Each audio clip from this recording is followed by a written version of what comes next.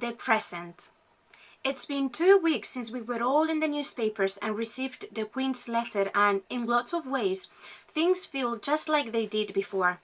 Mum doesn't walk me to the bus stop anymore, and strangers have stopped staring at us with funny looks on their faces. And I'm still hoping to win first prize for my photosynthesis plant, even though Ahmed's plant is growing faster than everyone else's again.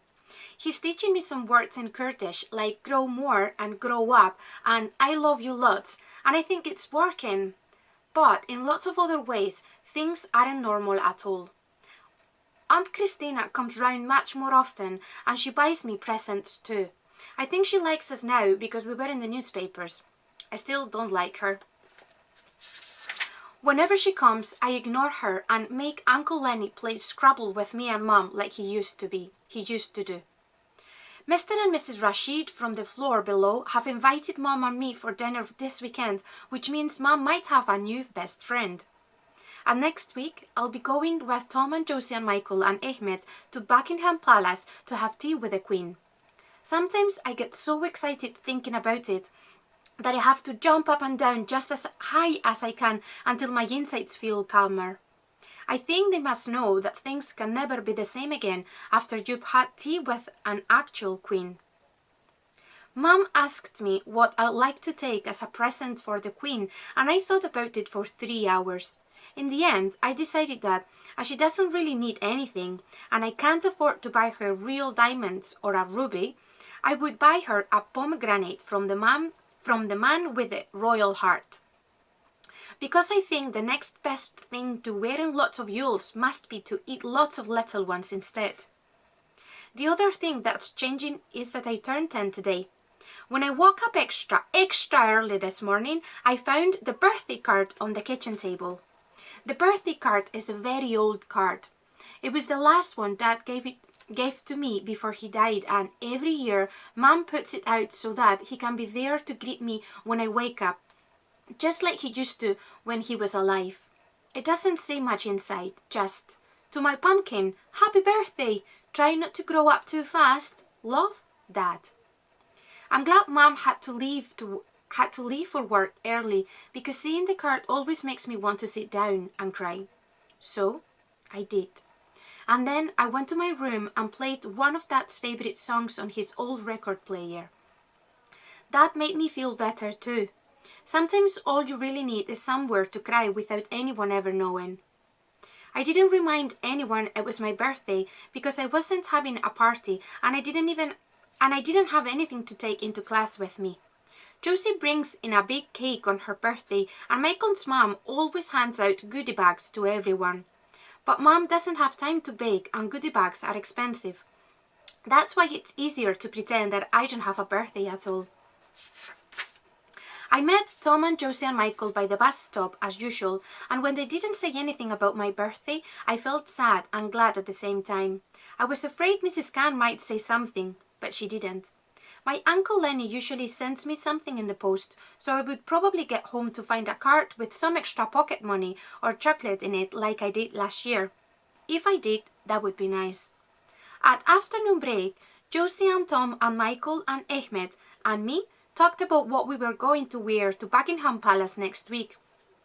Josie's mum was going to buy her a new dress and a new pair of football trainers. Michael was wearing a suit with a bow tie. Tom said he had a purple suit his uncle had made him wear to a wedding in San Francisco, but which might not fit anymore. And Ahmed said his foster mum was going to buy him something at the weekend and that he would also take his rucksack. "You can't take your rucksack with you," said Josie. "It's old and ripped and it's got a hole in the front pocket. The Queen might not even let it inside the palace." "But important," said Ahmed, looking panicked. "My dad gave me for birthday before war and I carry it from Syria, so next time I tell him it is seen by Queen." "Oh," said Josie, looking sorry that she had said anything. "Then you have to take it," I said. "The Queen will want to see it." "Yeah," said Tom. "And your dad will love it." Ahmed smiled and said, "I know you two understand." The bell for the last period began to ring, but as we all headed back to class, we met Miss Hampson in the corridor outside. She was clasping her hands together and her eyes looked red. As soon as she saw us, she ran over and, whispering something into Ahmed's ear, took him by the hand and quickly led him away. "Where is she taking him?" asked Josie, as Ahmed looked over his shoulder with a confused look on his face. None of us could think of an answer, so we made our way into class. After we had all got out of our spelling books and had spent 10 minutes learning the meaning and spelling of 3 new words, possession, depression, and objection, there was a light knock on the door.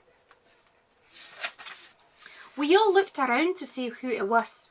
After a few seconds, Miss Hempsey's head popped around the door, and after giving Mrs. Cann a thumbs up, disappeared again.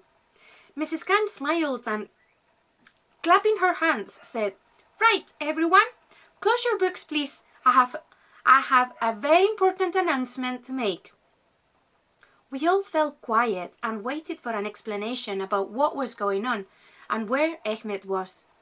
"Today is a very special day," said Mrs. Cann, "and we have a few very special guests to help us celebrate." Everyone turned around to see if there was anyone at the door, but there was no one there yet.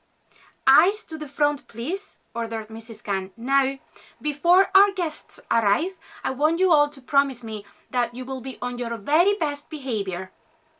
Everyone shouted, "We promise, Mrs. Cann," wondering who the guests could be. "Do you think it's the Queen?" whispered Josie. "Maybe it's the Queen's guards again," whispered Tom. But they were both wrong, because it was Mom, carrying a cake with candles on it. And behind her was Mrs. Sanders and Ahmed's foster mom and Miss Hempsey and the woman who had been at the interview and who Michael had said was Ahmed's caseworker, and another woman we'd never seen before who was walking with her hand on Ahmed's shoulder. I could tell Ahmed was happy because he was smiling, but his eyes looked wet and a little red too, just like Miss Hempsey's had in the corridor. And within a few seconds the whole class was singing "Happy Birthday" to me just as loudly as they could. After Mom helped me blow out the candles, Ahmed and Miss Hempsey and the woman who still had her hand on his shoulder stood at the front of the class with Mrs. Cann. "Quieten down, please, everyone," called out Mrs. Cann. "We'll cut the cake in just a few minutes, but first I want everyone to say good afternoon to our extra special guest, Miss Duncan." The woman standing beside Ahmed stepped forward as everyone shouted out, "Good afternoon, Miss Duncan!" She was wearing a bright blue suit and had short grey hair and a green diamond ring. "Now, Miss Duncan has come here today from very far away because she has some important news to share with us all," said Mrs. Cann. "Over to you, Miss Duncan." Miss Duncan nodded and looked straight at me with a smile before looking around at everyone. "Good afternoon, everyone. I'm from the Home Office, which is a government department that controls who comes in and out of our country." "Like the police?" called out Dean. "No, not like the police," smiled Miss Duncan. She waited for more questions, but no one answered anything. Everyone was deathly silent now, and I could feel my whole chest beating so hard that it felt like someone was playing drums inside my tummy. Miss Duncan carried on. "Today I had the pleasure of bringing Ahmed some special news, and he has very kindly said that he would like to share it with you all. With all of you. Ahmed?"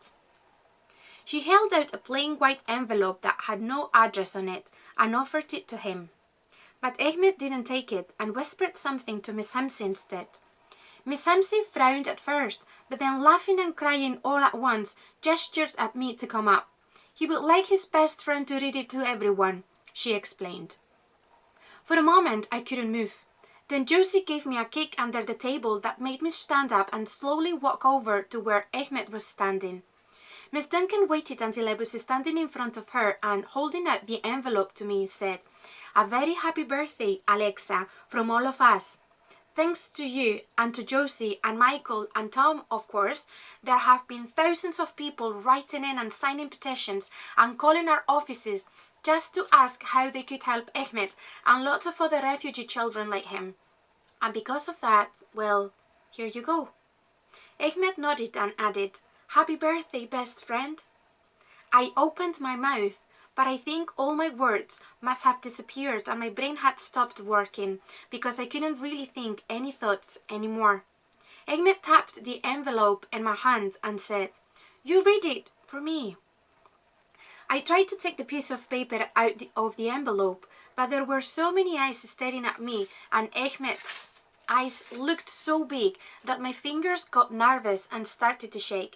"Here, darling, let me help," whispered my mum, as she jumped up and quickly took out the folded piece of paper that lay inside. Opening it up, she held me close as we read it out loud together. It said, "Status: Family Investigation Summary. Ahmed Sakal, aged 9. Father: Mohammed Sakal, age 43. Profession: Professor of Engineering. Country of origin: Syria. Status: Located: Calais Refugee Camp, France. Mother: Samira Sakal, age 45. Profession: Journalist. Country of origin: Syria. Status: Located: Med Faculty Suruk, Turkey. Sister: Sira Sakal, age 3. Status: Deceased. Med Crossing, Mediterranean Crossing. HO outcome: Granted permanent asylum in the UK. Reunification of family imminent. I looked up at Mum and then at Ahmed and then back at Mum again. What as asylum mean? My mum smiled, but her eyes were watery too. "It means they can come and live here, darling. Ahmed's mum and dad are coming to the UK. They've been found." I looked up at Ahmed, who was nodding excitedly, and then I looked up at Josie and Tom and Michael, who were all staring back at me with their mouths open. And then I looked at Mrs. Khan, who was saying a prayer, and Miss Hempsey, who was crying so much that she had grabbed Mrs. Sanders and was making her go red in the face. And suddenly Michael jumped up and shouted, "We did it!" And the whole class started cheering and whooping and jumping and clapping all at once.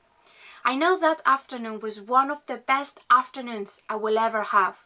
Not because it was my birthday, but because it was an end to one of the best adventures a brand new 10-year-old could ever have, and the beginning of a whole set of new adventures that I bet even Tintin never had. And it was all thanks to a boy who came and sat at the back of the class and who let me be his friend.